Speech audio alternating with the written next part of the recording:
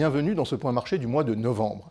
Dans un environnement où les perspectives de profit des entreprises et les risques de stabilité financière préoccupent de plus en plus, nous reviendrons sur l'état de la conjoncture, croissance, inflation, et dirons quelques mots des évolutions politiques et économiques en Chine et au Brésil. D'abord, que retenir des évolutions de marché ce mois-ci ?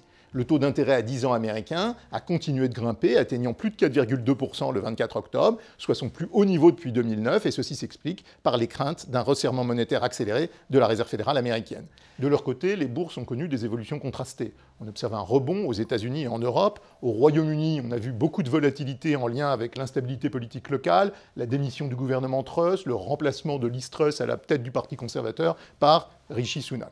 Enfin, on observe un repli en Chine et dans les pays émergents en raison des risques géopolitiques en Chine et de la politique de zéro Covid qui pèse sur l'activité économique. Qu'en est-il de la conjoncture ? L'environnement économique mondial est particulièrement morose, avec des divergences notables tant sur le front de la croissance que sur celui de l'inflation. Côté croissance, en Europe, l'activité économique est et sera affectée par la crise énergétique et la chute de la confiance des ménages. En fait, la récession a peut-être déjà commencé au troisième trimestre dans certains pays de la zone euro et au Royaume-Uni.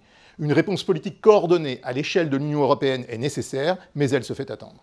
Aux États-Unis, l'économie semble plus résiliente, mais on note une détérioration des indicateurs de confiance. Côté inflation, les évolutions et perspectives sont tout aussi divergentes.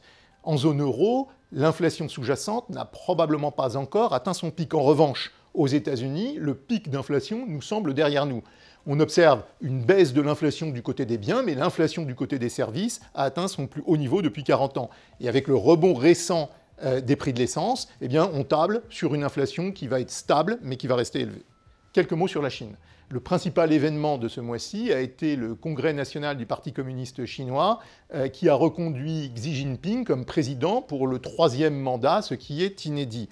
Qu'est-ce que ça veut dire en pratique ? Eh bien, les autorités vont continuer de privilégier un régime de croissance lente et moins tiré par l'endettement, ce qui signifie qu'il faut s'attendre à un régime de croissance plus volatile. Sur le plan sanitaire, on table sur un assouplissement progressif de la politique de zéro Covid, sans retour néanmoins à la normale. Et dans ces conditions, nous avons revu à la baisse une nouvelle fois nos prévisions de croissance pour 2023.